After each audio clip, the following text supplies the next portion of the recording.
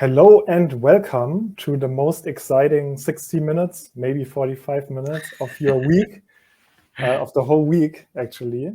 My name is Nico. I'm the founder of Bots and People, and we help companies to master process automation internally. We also have a quite big community. Some of you I can see also around the people have been to our events. Our mission is also to help you to understand all topics around low-code, no-code, automation, process mining, RPA, artificial intelligence, and of course data.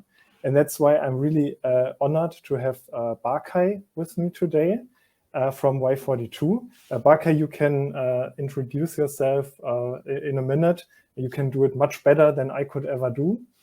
I have brought a quotation for you for the start, which is from Jay Bear. He said, we are surrounded by data, but starved for insights. And with that, I want to hand over to you, Khai. Stage is yours. Thanks a lot, Nico. What an amazing start. You didn't tell me before. I'm now caught off guard. But yeah, super happy to be here today. I represent Y42 and talk about the topic of how to set up a scalable end-to-end data stack. And I'll react to that quote in a bit. I'll share my screen also in a couple of moments. But while I'm introducing myself and the company and reacting to Nico's quote here, feel free, because I don't know kind of who's in the audience. So if you want to kind of tell a bit about yourself and especially what you're looking to get out of today's webinar, then I'll try to incorporate that and share more examples in that direction. If you're just here to kind of get a sense for where the data space is moving, what possibilities are out there, that's fine as well. I'll walk us through the experiences that we have here at Y42. With that being said, let me share my screen. One sec. And you can just use the chat to type in a little introduction and also maybe tell about your background, and then we get it a little bit more interactive. Cool. So so what is Y42 about, and what's the session today about, right? So there is not that perfect data stack, but of course we have to say something for marketing. But at the end of the day, what's in it for you? Y42 is a SaaS solution, software as a service. And what we do is providing an end-to-end solution for a data stack for enterprises. I'll talk about that in a bit more. But the benefit of listening to us or me here today is that I've had the opportunity with Y42 to talk to probably over 400 companies by now, from super small e-commerce over startup, Series C, A, B, all the way until mid-market and enterprises. So we've seen all kinds of different situations with data, and believe that there is an essence to certain topics in terms of pitfalls, problems that you can certainly avoid, and also share some evergreen advice in terms of, hey, what should you consider when you want to not only be surrounded with data but actually generate insights. So with that being said, what do we want to talk about here today? So yes, we'll introduce Y42 and myself in a bit. Then generally and broadly speaking, how would you think about building a data stack? What to consider? And after we've captured that, so everyone knows, okay, this is kind of the archetype of a data stack, let's talk about the problems that typically arise when you set up a data stack in the wrong way, and also how you can spot that and what you can do about it.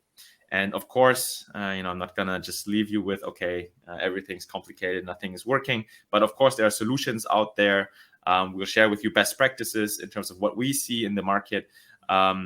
A solution kind of has to offer, as well as the best practices and as well, a use case that we've seen with Y42. And hopefully after roughly 20 to 30 minutes, we have a lot of time left to dive into Q&A.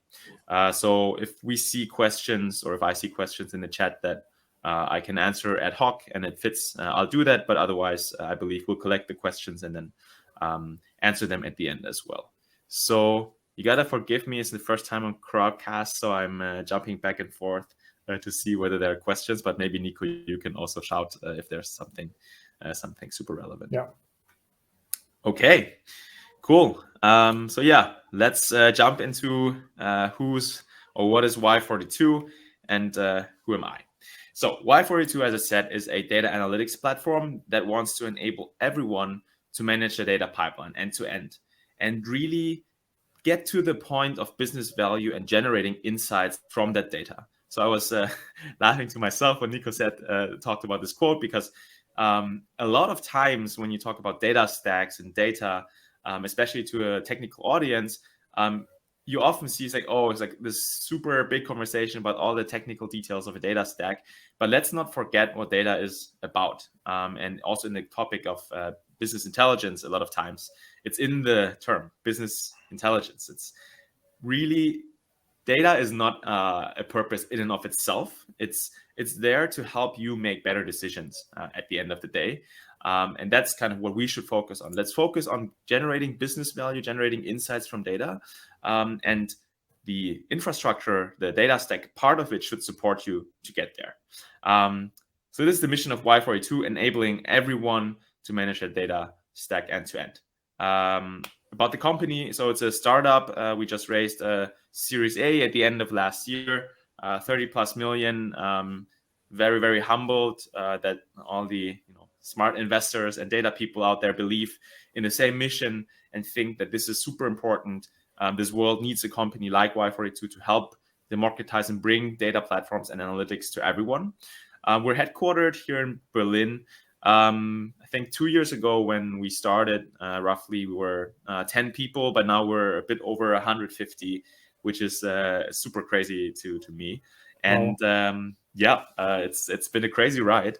So definitely big props to Hang, who founded the company in 2020. So before I talk about myself, I think actually it's much more interesting to hear about Hang, and he also had a podcast with lots of people, so you can listen to that as well if you want to next to this webinar. But basically, Hang's been in this space for a good 10 years, right, in data and BI. And it's absolutely stunning to see what has happened in the last 10 years. So he started with his event company. He built a first analytics solution, sold it to a big MDAX company in Germany, and basically more or less ran the data platform there. And I think what he saw and what he's telling us from his stories, it's data is everywhere, but at the same time, you don't have thousands of data engineers just at the fingertip. I think everyone, especially if you're working in a bigger company, you see and realize there's really this lack of engineering talent to a certain degree to come in and build out this amazing data stack. So he's been at this big company, and it's always the same case. You have a lot of business analysts, data analysts that come from the business side of things and that want to really generate those insights, drive business decisions. But at the same time, with the tooling nowadays, which is super powerful, companies are struggling because it is very, very technical. I'll get into that in a bit more detail. But basically, that's the background of where Y42 comes from. And yeah, now we've been around for a good 2.5 years. And I'll show you a bit more kind of what Y42 does in detail after we've covered what a data stack should look like in general. So much about Y42. I'm just briefly pausing, so just you don't wonder. Just checking the chat right now, but I don't see any questions yet, so I just jump back. Yeah, it's just it was introductions. We have John here with a background in SAP and business intelligence analytics. This could be something you could also talk about, like how is it relating to SAP systems that are through all IT landscapes of the bigger companies. And we have just 2 LinkedIn profiles. I would need to click on it. We'll do it later on. Okay, fair enough. Yeah, before I continue, then let's quickly jump into that without losing ourselves in the rabbit hole, because obviously SAP does practically anything in enterprise software. So I think it's important when we talk about data to think about 2 things, broadly speaking. One is you have operational systems, and then you have analytical use cases or systems. And Y42 focuses on the analytical side of things. So when you want to have all the data in one place and analyze it, that's what data analytics is about, and that's what Y42 is about. SAP does everything, but typically when you talk about SAP, you talk about the ERP side of things, and the CRMs and all the tools that they have there. So SAP in that sense, or the systems that SAP offers are operational systems. So these systems are optimized for handling transactions, any business flow, so on and so forth. And you have a lot of those, right? You have an ERP, you have CRMs, you have marketing analytics data sources. So from an analytical data standpoint, all of these are data sources where you'd want to get the data from, centralize it, and then run analytics on top of that. But yeah, without knowing too much about the background of the SAP person, maybe that can help and frame things a bit. All right. So with that being said, who am I? I'm Khai. I've been with Y42 for a good 2 years now, and I lead the growth side here, which is sales, marketing, and partnerships. So really, at the end of the mission, to evangelize Y42 to the world. And just maybe one thing I want to share before going into my role here at Y42 is I've been with Wellster Health Tech as my last station. It's a company I started with a couple of other people in the e-commerce telemedicine space, and I used to set up the data stack there. So it's a typical situation, right? You run an e-commerce type company, or any company. You need to look at your KPIs, your reporting, to really be able to make wise decisions, or at least know what's happening. So at that time, we were 20 people, and we didn't have a data engineer or anyone super experienced with data. So that's when I started dabbling with it. And of course, everyone is working with data. It's not like you have to have a data stack to work with data, because what happens is, the least that happens is you go into Excel or Google Sheets, which we like to refer to as spreadsheets hell. Because it's very accessible, but at the same time, obviously, it's not scalable. So I set up the data stack there, going from Google Sheets, and then writing my own API connections to a database, and then ultimately, after some time, we ended up with a proper data stack that I'll talk about as well in a bit. And that took us, a lot of time, a lot of effort, and so we went through that valley of tears really to get to the point of, okay, now I have a reliable, automated reporting and data setup.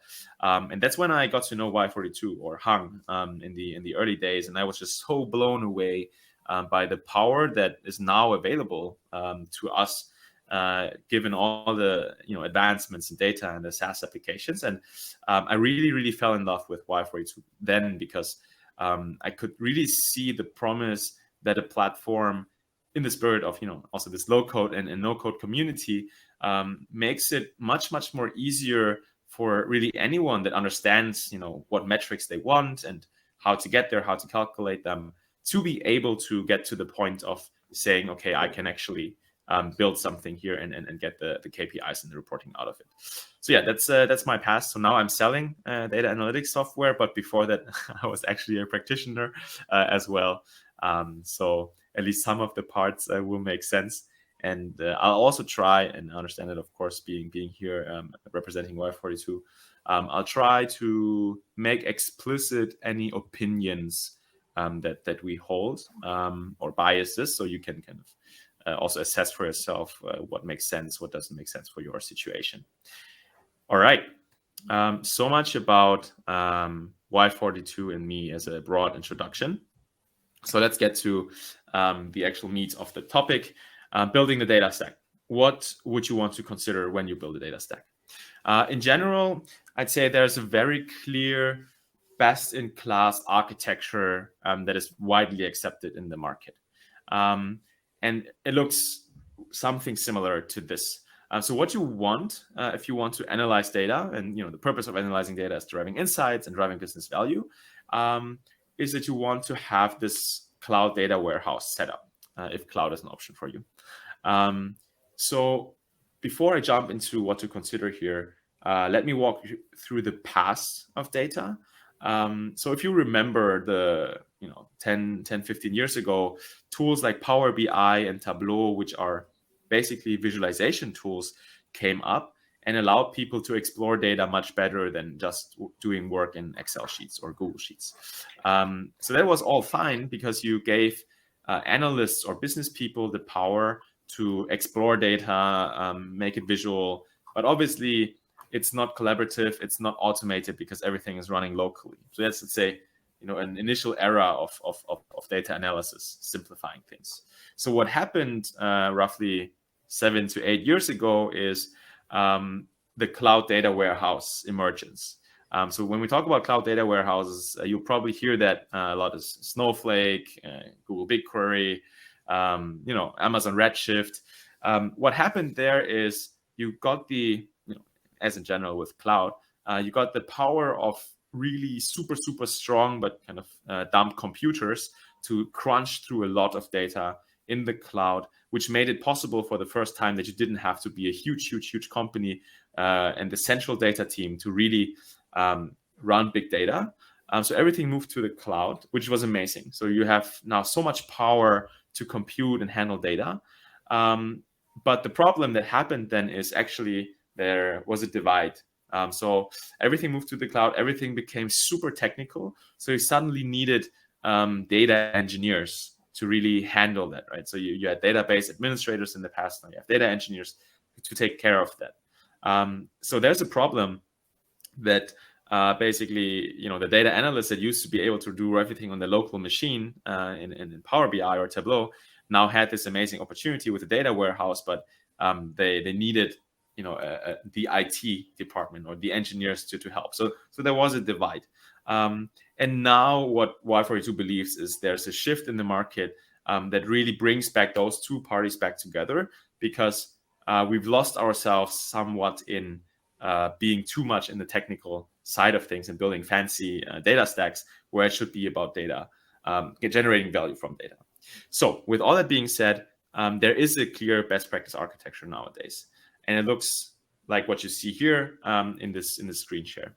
So what you want to do is everything is built up on top of a cloud data warehouse, the single source of truth, right? Typically, you'll hear that and companies talk about it. Yeah, we want everything to be in one place. It's not the single source of truth yet. It's one of the pitfalls. We'll talk about that. But at least you have all the data in one place, and it's not distributed in, Excel file version 1, 2, 3, 4, 5, and on that SharePoint and on that Google Cloud, and that's a big problem already. So you want to centralize all your data that's business critical in one place, typically a cloud data warehouse. Then the question becomes, okay, if I want everything in one place, where do you get it from? And that's where you have the data integration step. There's tools for that nowadays, so you don't have to custom write connections to all of these APIs.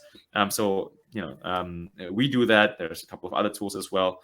I can share that with you if that's of interest. But you really want to connect all your different data sources, your CRM, your ERP, your marketing data sources, and get all of the data raw into your cloud data warehouse. And do that on a continuous basis. Do it every 15 minutes if you need to, every day, every week, but get it automated. So that's the integration step. So you want everything in one place, you want to integrate all your data. So what then, right? You have all the data integrated in your cloud data warehouse. What you need is a modeling step. And this is something new that wasn't there before. So before you just had, let's say, your data, and then you had your Tableau or Power BI to visualize it, because it wasn't that much data. You could do it with your machine. But now, because you suddenly have the power to handle so much data, you can't just do it in a visualization tool like Power BI or Tableau, because it's not built for handling so much data. It's built to handle, big CSV files or Excel files or smaller databases, but not, millions and billions of rows of data. So what you need to do is modeling or transforming the data in a way on your cloud data warehouse before you surface the data in a visualization tool. So that's the modeling step. And if anything, I'd say this is something you should take away from this because it's something new. You have a cloud data warehouse. It can store and process tons of data, but that power needs to be guided through having proper data modeling and transformation step before the data lands in your visualizations tool. Otherwise, you basically crash your visualization tools. So there's a modeling step. To give you an example, right? You want to calculate your customer acquisition cost, be it B2B or B2C, doesn't really matter. Typically, you need your order type data or sales data, and then you need your marketing or cost data, and you want to bring those two together. So what the modeling step is all about is making those calculations, simplifying it, take all my orders, all my ad spend, and then divide that ad spend by set order, so you know your cost per order or customer acquisition cost if it's your first order. So yeah, that's the modeling step that you want. And then once you have the data modeled, then you can connect a visualization tool to visualize the data in dashboards, for instance. Or, and this is kind of overlapping then also, of course, a bit with the whole, process automation, RPA, so on and so forth. But Nico has probably talked about that a lot of times. So you want to also push back data into certain systems, automate certain steps. But that's already a next level use case typically. So with that being said, those four pieces are the core pieces. And then one thing, typically this gets forgotten, is the orchestration. What do we mean with orchestration? You need an orchestration piece, which basically glues all these different parts together. So what you want to do is say, okay, once I want my marketing data to update once every day, and I want my sales data to update once every day. And only if those two data sources have been updated do I want to then run my model, which is basically a query, so a transformation logic, to then say, okay, now divide those two numbers. Because what you want to avoid is say, hey, I schedule my, marketing and sales data to update at 1 a.m. and then I hope and pray that at 3 a.m. And this is what we hear a lot of times, right? When companies of all sizes don't have a proper orchestration layer. It's like, hey, I hope and pray that at 3 a.m. both of these things are done, because then I run my model. And it's not just one model, right? There's one model that feeds into another model that feeds into another model. So whenever something breaks there, that's when you get a lot of inconsistencies and unreliability in your data. So yeah, that's the modeling step, and that's why you also need an orchestration step to bring all of those things together. So keep in mind, this is what you want to consider, and this is how the simplified best practice data stack looks. There's a lot of other things, but this is the core. You want a data warehouse, you want an integration tool to get all the data in, you want to have a modeling step to pre-transform the data, only then surface the data to a visualization tool, and then you want the orchestration piece to glue everything together. So this is conceptually what you should always be looking for. Of course, in the real world, and it's one of the problems later on, but one of the problems is, of course, there's a lot of tools out there. Some of them only do one of these things. Some of them do 2 or 3. So you have a lot of overlaps, and all these tools don't speak to each other. So that's one of the challenges that you'll be facing. But if you have this blueprint in mind, at least you'll be able to piece things together. So I think this is the biggest learning that I kind of try and pass on. Just have this in mind. Okay. Khai, there's one question from John. You want to take it now or later? Let me see the question. Okay. What other ETL tools are supported? Maybe, John, you can expand on that question. So the assumption is that we are an ETL tool. ETL stands for extract, transform, and load. So the integration step. If I got the question right, then I'll just answer it. Otherwise, please follow up. So at the end of the day, Y42 in that regard is an open system. So you could use any. Okay, let me take a step back. So John's question, if I got it right, is so what other ETL tools are supported? Extract, transform, load for the staging.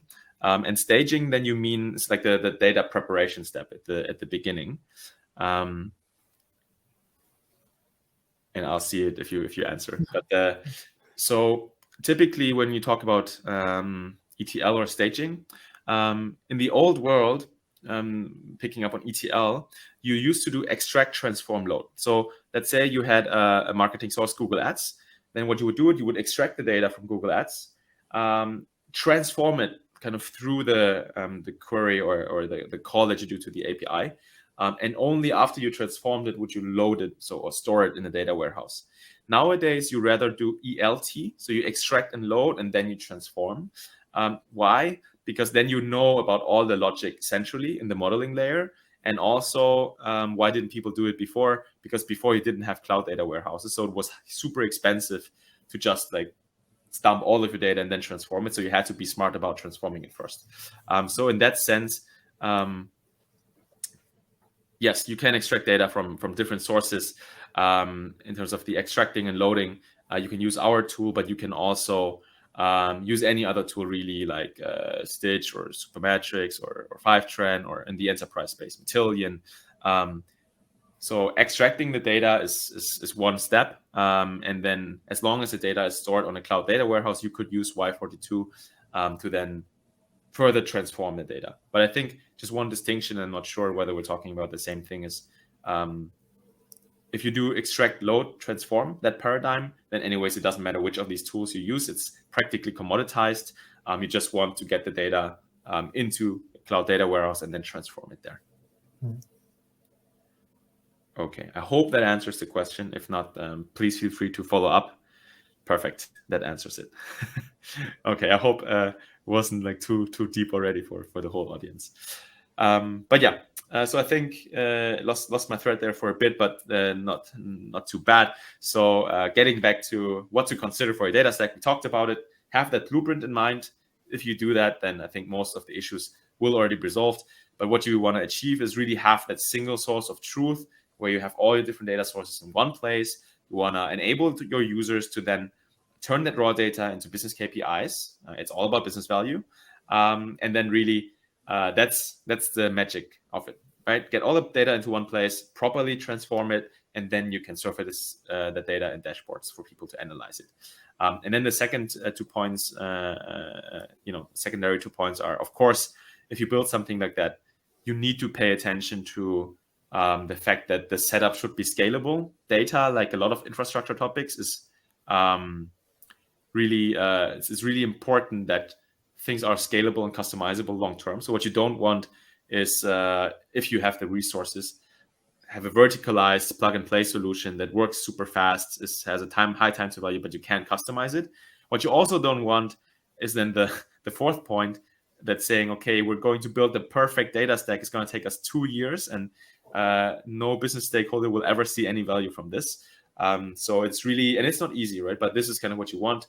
You want the very accessible tooling that you can implement very quickly with fast time to value, while paying attention to the fact that it should be scalable and customizable. Okay, let's move on. So what are the typical problems? I talked about a couple of them already when we started talking about the considerations. So I see we're running out of time already, so I'm going to rush this a bit. But basically, there's 3 things, right? Limited scalability. So you can solve a lot of scalability issues if you have a cloud data warehouse, just because of raw, technological prowess, instead of running on production databases like MySQL or Postgres or anything there. So that's one thing. Then have a modeling layer. That's the second part. That's super important. Resource intensity. I think this is highly underestimated. If you run a super technical setup, you have to have a lot of data engineers, IT people, database administrators that set everything up, which might be fine for if you have a huge data team. If you're the marketing department of a enterprise company, or the finance team, then typically you don't have all those engineering powers. So you have to pay attention to that. And also really, and we talked about it, there's this divide between engineers and analysts. So insights generation and ability to handle this stack. It's really important that you look at a tooling or a stack that allows for collaboration. What does it mean? If you go for a stack that engineers love because they like to do all things open source and customize it, then you have a huge problem, because you have zero visibility and a hard time to generate trust with the business analysts because they don't understand what's happening there. So there are solutions to that. We'll come to that in a minute, but that's kind of what you want to look out for. So there's limited scalability, it's resource intensive, and there's oftentimes a lack of collaboration. And you see it, a lot of times, right? There's a lot of examples. You can read them here on the slide. But just to give you one example, what we see most often is that if you don't have a proper modeling layer in between, and you kind of disempower your business analyst, your data analyst, because you suddenly have this huge, amazing data engineering team do a great job, but that the stack doesn't allow for collaboration, then the data analysts, they all build their own definitions of KPIs and reports across all the hundreds of dashboards that you have. And then what you end up with is a vicious cycle of, hey, data analyst A sees there's a problem in the dashboard, KPI looks wrong.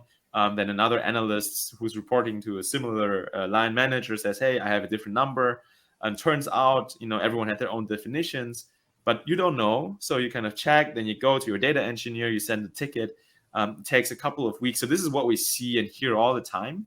It's because you have these super fragmented tooling landscapes that really divide those two parties. So if you see those things, then probably you have an issue in your organization.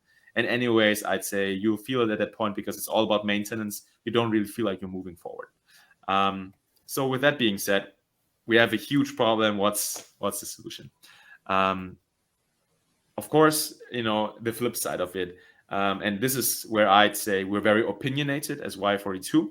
So this is an opinion of ours. But of course, we strongly believe, otherwise we wouldn't be building what we build, that what you need is a full stack data platform that really combines all of these different tools into one.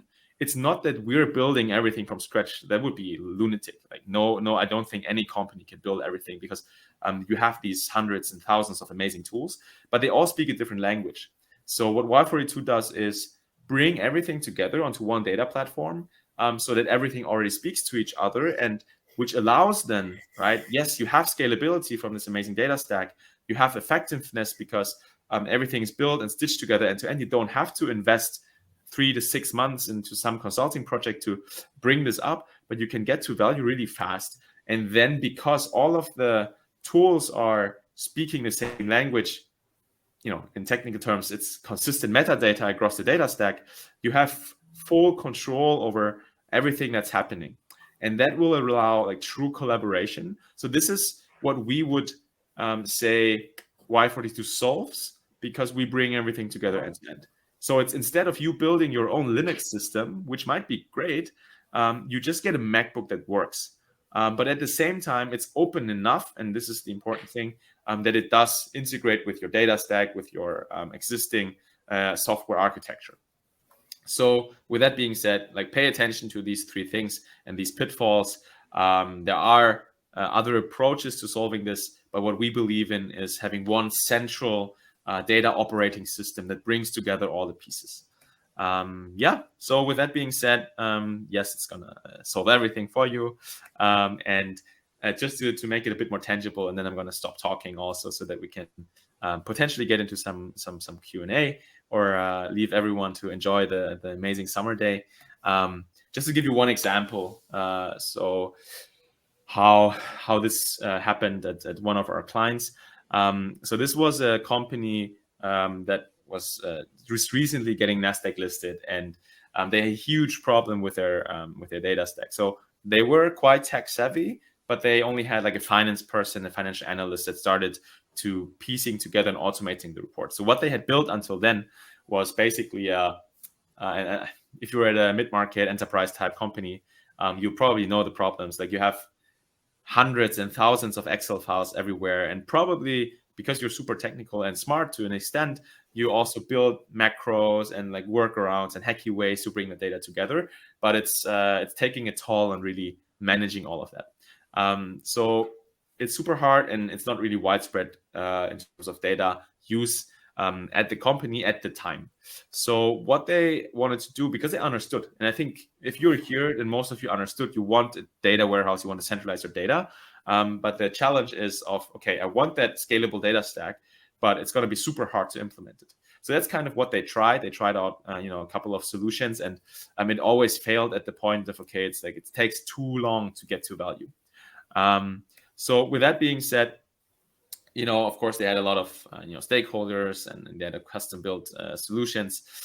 So a lot of problems, but I don't want to get that too deep in here. But I'd rather want to tell you how they approached it to solve it. Of course, with Y42, but that's only one part. The tooling can only play one part. It's really important. They made the breakthrough when they understood, okay, we want a solution that at the end of the day is scalable, but is also accessible. And brings down the time to value. So they left this paradigm of, okay, this is an IT only topic, or this is a business or finance only topic. It's really sitting down together and thinking about what do we want, and then the answer was, okay, we want a scalable but also very accessible setup. And at that point, they then of course screened solutions, and what they managed to do with Y42 was then to say, okay, let's not worry about the nitty gritty of the infrastructure, which of the 7-8 different tools out there to use, because you need to glue together at least 5 of them. Let's just go with the MacBook. Let's go with a tool like Y42. And they very quickly, within a couple of weeks, got to the point of, okay, actually, I managed to automate one of the P&L reports that I've been spending hours and hours every week to piece together. And suddenly my reports, my managers start trusting the data. And I'm not going to lie to you, right? It's not like, it's going to be an overnight success. The topic of data is complex. And that's why it's so important you manage to break it down to really enable use cases and wins step by step. And you manage to do that by working with a tool like Y42, for instance, which takes away all of this infrastructure side of things. So you can really focus on delivering that business value. So that's what they managed to do. By now, obviously, it's been over 2 years. They're super happy. They build out their data team. They're hyper efficient. I think there are still 1 or 2 data people that run the entire show, whereas other teams would have had to, be like 7-8 people big. So yeah, that's what they achieved. Y42 only plays one part of it. I think the core of it really is having the right mindset about it and thinking in terms of the right blueprint, and then you can set up the right data stack to be successful long term. So yeah, with that being said, let's get into Q&A. Thanks a lot for your attention and time, and of course, be super curious to also hear any of your questions. And yeah, there's some QR codes here also. Y42.com, quite straightforward if you want to check out kind of what we do. Cool. Thank you so much, Khai. It was really, really interesting. I have tons of questions, but I'm also looking in the chat if there is a question. I see one from Muhammad. Have you seen it already? I'm just looking at it now. How is data analyzed in ETL and Y42? If you're still here, Muhammad, I don't know when the question was posted. I'd actually want to ask you for a follow-up.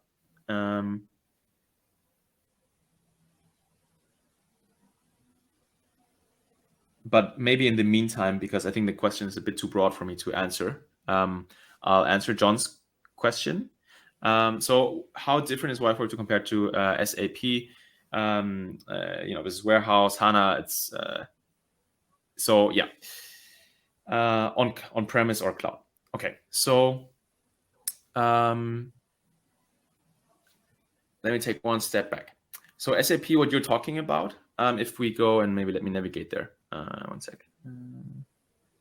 The question is about basically the SAP stack offers a similar approach, and then I'll get to the on-premise and cloud question, and how Y42 fits in terms of opportunities thereafter. So SAP Business Warehouse, and it's what it does is it's, and this probably much better than I do, but for the rest of the audience, my understanding is it's basically taking care of, it's one data warehouse type. It's an SAP owned one, of course, so it's a bit tougher to integrate with the, let's say, open stack out there. Of course, it's not a completely closed one, otherwise it wouldn't work. So you have this business warehouse here, and it's fulfilling the same purpose of it. So you would also have to think about, and I'm pretty sure SAP, and we don't work with SAP in that regard yet, but I'm pretty sure there are other solutions to get data into business warehouse. And then you'd also want to, and I don't know the details of SAP here, but have a modeling step and then visualize it. So how is Y42 different? Y42 is different in the sense that Y42 and I actually didn't talk about it. Good that you asked. Y482 is not the data warehouse. So Y482 sits on top of your data warehouse. So let's say you have a Microsoft Azure or AWS, or you use Snowflake or BigQuery, so any of the, let's say, modern cloud data warehouses. Then Y482 sits on top of that and abstracts away all of the technicalities of it. So you still store and process your data on your own cloud data warehouse. We're a German company, like GDPR is a thing, and we don't want to deal with it unnecessarily. So all of the data is stored and processed on yours side of things, and Y482 is just on top of that to help you manage everything without having to go into the super technicalities. So that's how it's different. So SAP is rather like everything is in SAP, and of course it's it's a bit of a different flavor. I'm not sure to which extent SAP follows this new paradigm, because this new paradigm has only been around for like 3 or 4 years. But everything is moving very quickly in the data space. So I hope that helps answer a bit. I'd actually love to connect and just follow up on this in a bit more detail. But then question on-premise cloud. So Y482, not because it's just about us, but basically we bet on cloud data warehouses because it's the core of collaboration. So with that being said, Y482 only works if you are on a cloud data warehouse like Google's, BigQuery, Snowflake, or whatever. That being said, you can connect data from on-prem data sources. So we work with a couple of companies that use SAP, different types of ERPs, from the small ones, Business One, all the way to S4HANA, to then connect. And I mean, HANA S4 is already on the cloud, but kind of connect and get the data from the on-prem systems onto a cloud data warehouse, where you can then analyze it together with all your other data. And that's a challenge, right? So Y482 only works in the cloud. And then how does Y482 fit in opportunities thereafter? I'd say if you are already running, basically, if you already managed to get a single source of truth where all of the data is there, and you manage to analyze it without any hiccups, then I think you're pretty fine. Then you can start thinking about more automations and productionizing that data, and talk to Nico and the guys to kind of get better there.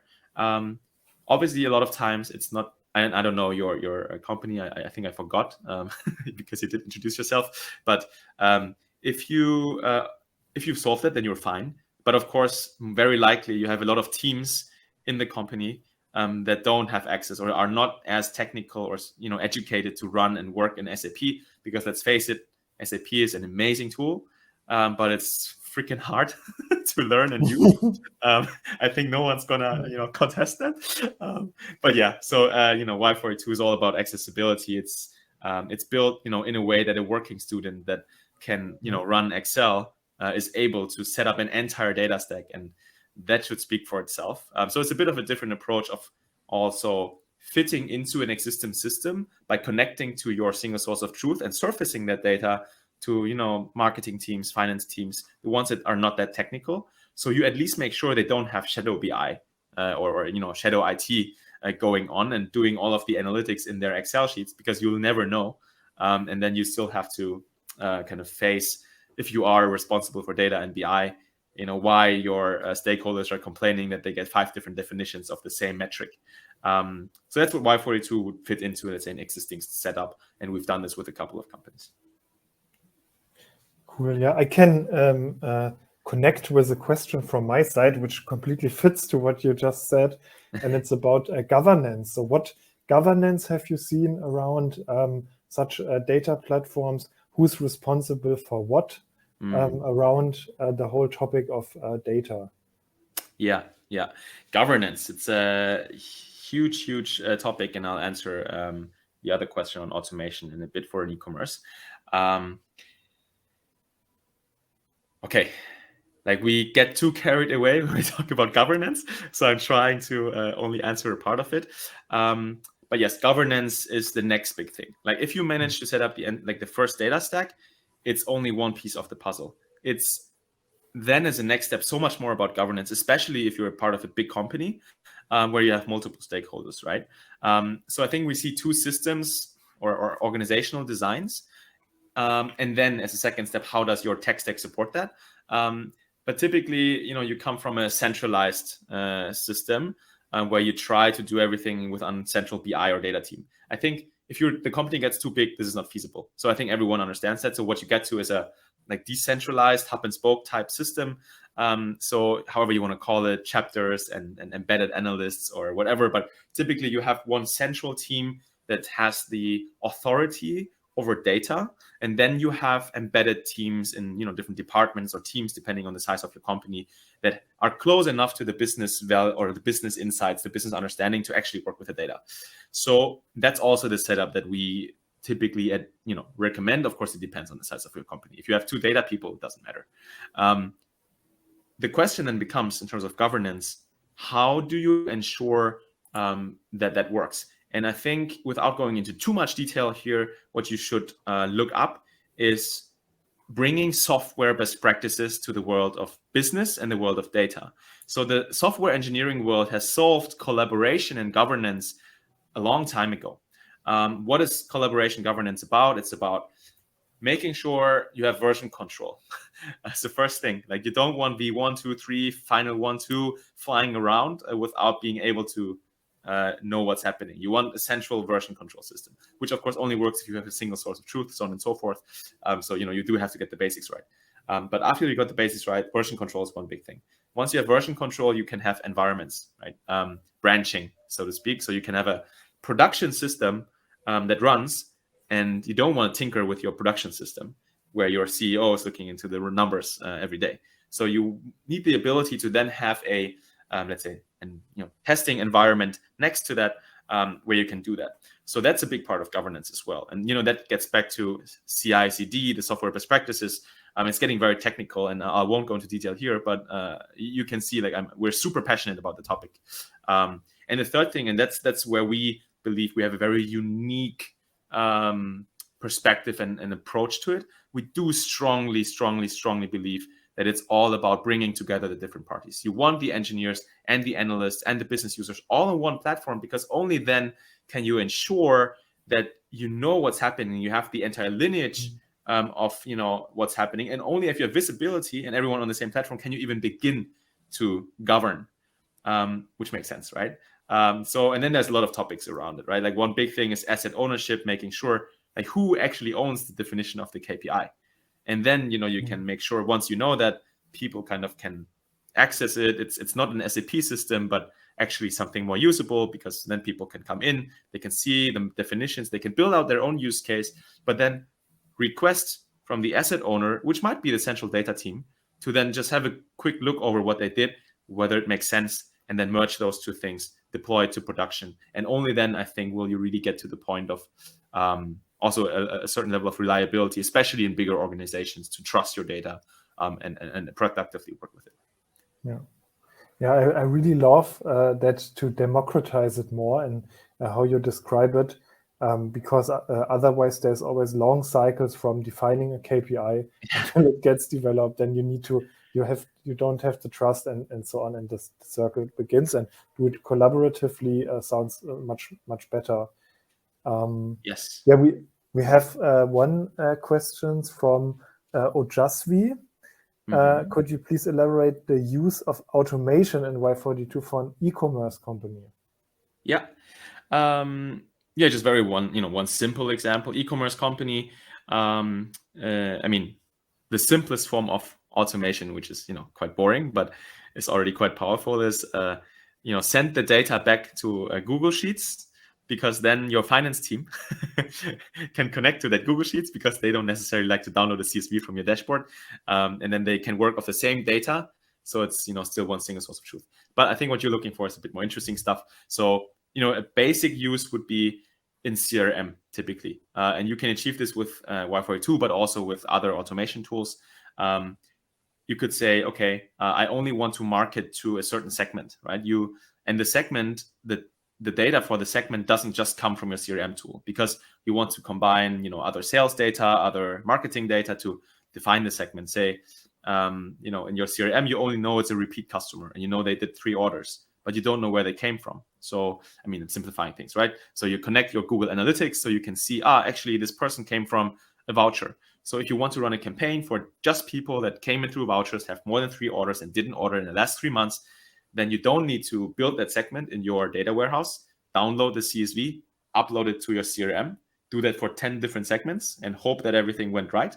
But you can just directly send the data to your CRM, which then with some further automation can trigger campaigns. So that would be one example. And it's this one use case that I explained to you. It's really one part of a bigger trend of having your data warehouse as a CDP, right? Customer data platform. Because a customer data platform is great in the sense that it's basically a black box that does all this stuff for you, and then you just take the segments.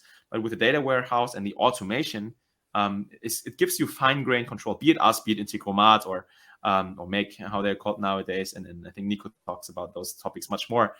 You get much better control about what's actually happening. So that would be one use case for e-commerce. Cool. And then we have two, like at least one question which goes really, really deep, like about crypto taxation. Mm-hmm. Baka, you want to take it or take it on a coffee? I can give a short answer, but I would love to take it on a coffee as well. So how are you processing metadata? It's at the end of the day, it's a logic you write in the modeling layer. And if you abstract it, then you can change it. Because what you want to do is you decouple the raw data, let's say your crypto transactions, whatever, right? And the logic of applying, I don't know, tax calculations. Because it's also in the real world, it should be two different things. Of course, what happens is you typically do it together, and then in a way you can't decouple it anymore. So what we did, for instance, with the LiveMD, the example, or we talked to, another sister companies of theirs is a US company. You have 50 something states in the US. They all have different sales tax calculations, but it's the same transactional database. So what we did with them is like, hey, actually we can build out a mapping logic. Of course, tax regulations for normal revenue doesn't change that often. But that's what we did with them. So basically, I don't want to overpromise because finance is always a different topic, but we built basically an attribution logic for the taxation. So it's definitely possible, but we can discuss more over coffee. Cool. Okay. So, and then we have the question, in which of the capabilities like integration, model, visualize, you put the most effort in? And I would try a game and guess what it is. I guess what it is, and you tell me if that is correct. Yeah. I would say to make all of these work smoothly together, you put the most effort in. Yeah, that's a very smart guess. Absolutely. Yeah. So I think Nico got it right. It's, we're technologically cutting edge, but we're not, ludicrous in the sense that we think we can build, because what we talk about, we just showed 5, but there's like at least 10, 12 true components in here. We're not going to go out and say, hey, look, there's hundreds of companies that get billions in funding to build just one single thing in the data stack. We're not, we're not going to come and say we for whatever reason do it 100 times better than everyone. But what we're good at, like we're a second mover type company. Like we're really good in UX and getting to business value. We're not I'm not saying that it's true for all SF companies, but we're not just a fancy open source community type tooling that just builds for technical use cases, but we take all that amazing open source that people build and bring it together, getting it to a level that's ready for commercial use, also bigger organizations. So yes, Nico, you're right. We're focusing the most on gluing things together, making them accessible in a way that really brings the value. So yeah, that's the answer. But what we don't focus on is visualizations. It's one thing we're the weakest in, so to speak. Yeah, and I want to emphasize how bold it is, because it's the same. I listened to podcasts about Personio. Personio also started as the HR platform. Every investor, every advisor would tell you, focus on just recruiting, or maybe even focus on just getting some certification to allowance for work or whatever, small part of the process. And what you do here is to work along the whole life cycle, as well as Personio does, and this is a big challenge doing it, but also has a big upside. Yeah, absolutely. And I think, don't get me wrong, right? I think every company tries, to go for that holy grail of, owning the whole thing to a certain extent, right? It's classic startup, kind of like, start, very, very specific and then go broad. But I think and that's why we're also contrarian a bit to the market here. Maybe similar to Personio, is we believe you can't start that way because then you're too specialized and focused on yourself. What the market needs is not the 1010th, cutting edge technology and data. What the market needs is a player to consolidate all of that and come from that level, and then of course be open enough to integrate with all these systems. Because let's face it, and that's SaaS, right? At the end of the day, basic SaaS. If no one player like Y42 does it, then you end up with millions of companies with that same work, because you do need to glue those things together. I totally agree. It's a crazy challenge. I'm immensely proud and in awe of our tech team. I don't know how they do it, but it's working. So yeah, and this brings us somehow back to saying you being the MacBook of data management or the data tech stack. I really love it. Enjoyed the presentation, Khai. Enjoyed all the questions from the people out there. Also for everyone who contributed actively. Huge respect that you join us and are so interested in tech, data, low code, no code, automation, and more interested than having barbecue outside in a park. So yeah, thank you so much. Khai, thank you. And I wish you a nice evening. Happy automating. See you soon. Thanks, everyone. Take care. Bye.